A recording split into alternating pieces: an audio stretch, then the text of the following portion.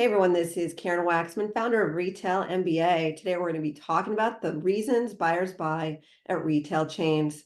So if you have a great product and you're trying to sell to retail buyers and you're trying to figure out what the reasons are that get them to buy so you can actually sell them products, this little training will give you some things to think about in getting started today. With that said, let's get started on today's training. So here's some common reasons a buyer buys from a chain store. First of all, it has to be new, interesting, innovative for them to be like super excited about. That's one reason. You have the next new, whatever, they'll love to hear about it. One example would be I had a customer who created a board game, but the board game was based off a very successful board game that had already been selling in the store, but she created a whole new and innovative version of that board game, like a hotter, better version. She sold her products online and saw that a lot of customers were, doing really well, were loving this product, but they had all these problems with it. In the review sections, they were saying all these things about the functionality being annoying. So she cleaned all that up, fixed it, created a whole new innovative board game, and went to a chain store, and they wanted to buy it on the spot because it was a new, interesting, innovative version of an existing product. Again, nothing's new in the world, but a newer existing product. And the way to do that, again, is to look at your reviews of your products online. What are they saying? What do they want?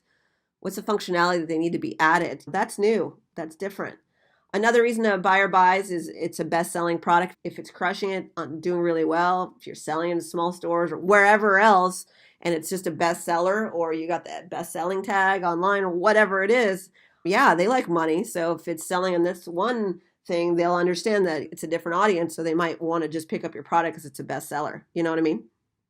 Another reason is what the market desires. Again, that game example where the board game that she created, the board game came because of the fact that she saw that there was a whole world of people buying this original board game, and she just made it better. And so the market really desired this board game. She saw that, and then she piggybacked off that, made something cooler, better, and then did really well with it. I think Michael's stores wanted 50,000 units of her board game during the holiday season, like 2 weeks after learning how to get into stores. It was like something substantial, and it's only because she understood that what new and innovative meant and what the market desired. Anyways, sometimes you do really well online. Some of you guys are just really good at selling products online. Sometimes chain stores just want to take your product that's doing well online and stick it on their site because what do they care? They know it's a different customer, a different audience. And if you're already crushing it, it means that you might do really well in their site. So Walmart does this. Actually, a lot of my successful Amazon sellers, and again, I use Amazon as an example because a lot of you guys understand Amazon, but what I would say is Walmart literally would call all the top 1% sellers on Amazon because they just wanted all those products on their website because they know that's a possible revenue stream. These retailers are hustling, man.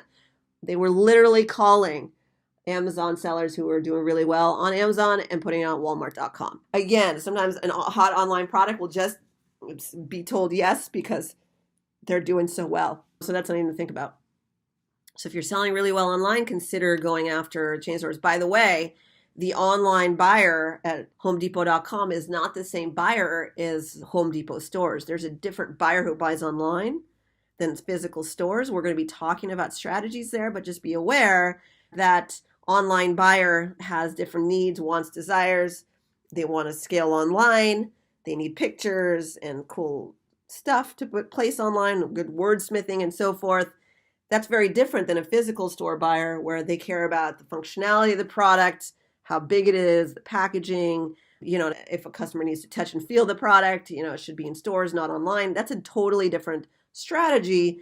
And so again, part of one of the things that you're going to have to think about is, am I going to go to physical stores and try and get the buyers to buy that product? Am I going to go to the online buyer and try and get her to buy? It's a different strategy. They have different budgets.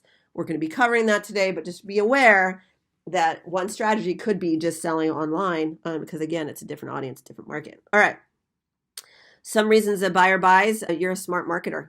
And again, a smart marketer means that you're doing, and you have all these really interesting things that you're doing that's getting sales, and she wants you on board because she just wants more sales, right? Maybe you're doing, again, online really well, or you've got some Instagram, something happen. I don't know, whatever it is, she'll see that and she'll be open to it. And so I've had clients who actually go after a chain store and mention that, look, I'm like a number one on Instagram, whatever influencer, And so I can do that for you. That's really interesting to a buyer, right? That you're going to help her sell and move forward. So she loves smart marketers. Sometimes literally a buyer will not buy from you just because she doesn't want to fill out paperwork and she doesn't want to test out your product because of that. There's wordsmithing that I teach that are very specific to chain stores that will get them to be willing to fill out the paperwork to add another vendor. It's interesting. It happens all the time where they're just like, I don't know if I want to do the work. So again, all this information comes from, again, my core training system, but called Retail MBA.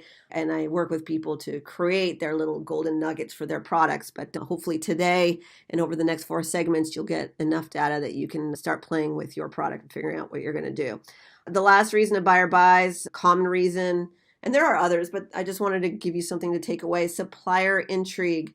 What that basically means is that they are intrigued by the possibility of you converting, meaning that you came to them and you said very specific things and the buyer said, oh, okay, I'm intrigued. I think that maybe there's something there. And really that means that you shifted their belief system to get them to believe that the product will sell, even if you've never sold anywhere. So I have a lot of customers who come to me who've never sold a single product.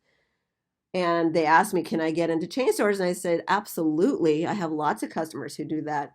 The way to do that, though, is you have to intrigue them to make them believe that the product's going to sell, even if you haven't sold it anywhere. And some people don't want to do that. They want to start small and grow and scale, and then eventually sell to chain stores, meaning they want to go and sell to their local retailer around the corner. That's fine. But if you want to get into chain stores, don't let you not selling anywhere be the reason why you're not selling to chain stores, because we do it all the time, and it really comes down to getting the retailer to believe that your product will convert even if it's never sold anywhere before. And yes, you can intrigue them. Thank you for watching our video. I hope you enjoyed the content. If you'd like to know how to approach, pitch, and sell to retailers, please take a look at the links below. You can take a look at retailmba.com. We work with people who want to do the work themselves and go after stores themselves, or we work with people who need some additional support where we actually help you understand how to go after stores, and then we do the work for you. There's a lot of opportunity for us to help you wherever you are in your business as well. We work with every product category at every stage of your business. So if interested, please take a look at what we're up to, retailmba.com. Otherwise, subscribe, comment. We appreciate you. And thank you so much for your time. Karen Waksman, Retail MBA. And we are honored to be here with you today. Thank you.